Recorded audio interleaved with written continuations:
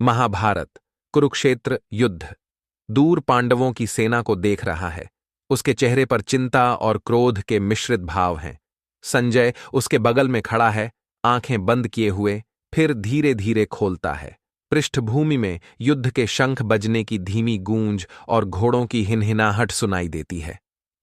हे महाराज, अब आप कृपया पांडवों की ओर के उन महारथियों को भी सुने जो आपकी सेना के लिए चुनौती बन सकते हैं, संजय ने धैर्यपूर्वक कहा। कैमरा धीमे से पांडवों की सेना की ओर पैन करता है।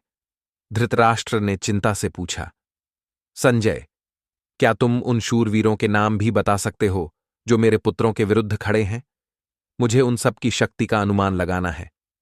संजय ने सम्मानपूर्वक उत्तर दिया, जी महाराज, पांडवों की सेना में ऐसे कई महान योद्धा हैं जो युद्ध कला में निपुण और पराक्रमी हैं। दुर्योधन की भंगिमा और भी गंभीर हो गई। संजय ने गंभीर स्वर में कहा, उनमें से एक हैं महारथी धृष्टकेतु। वे युद्ध में अजेय माने जाते हैं। कैमरा एक काल्पनिक शॉट दिखाता है जहां धृष्टकेतु जैसा कोई योद्धा आत्मविश्वास से भरा दिख रहा है। संजय ने जारी रखा, फिर हैं चैकितान। वे अपनी वीरता और रणनीतिक कौशल के लिए प्रसिद्ध हैं।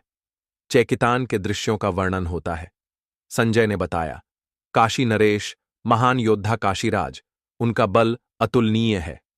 काशीराज का दृश्य प्रदर्शित होता है।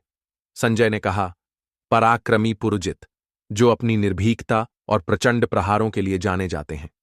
पुरुजित का दृश्य दिखाया जाता है। संजय ने कहा, शक्तिशाली कुंती भोज, वे युद्धभूमि में दृढ़ता और धैर्य का प्रतीक हैं। कुंती भोज का दृश्य दिखाया जाता है।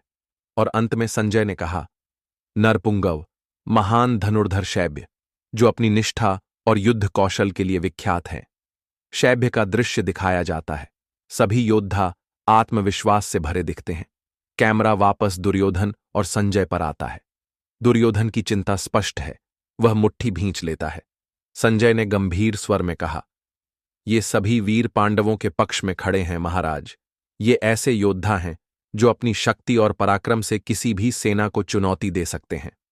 दुर्योधन धीमे से अपना सिर हिलाता है। उसकी आंखें पांडवों की सेना पर टिकी हैं। संगीत थोड़ा तेज होता है और फिर धीमा होकर समाप्त होता है।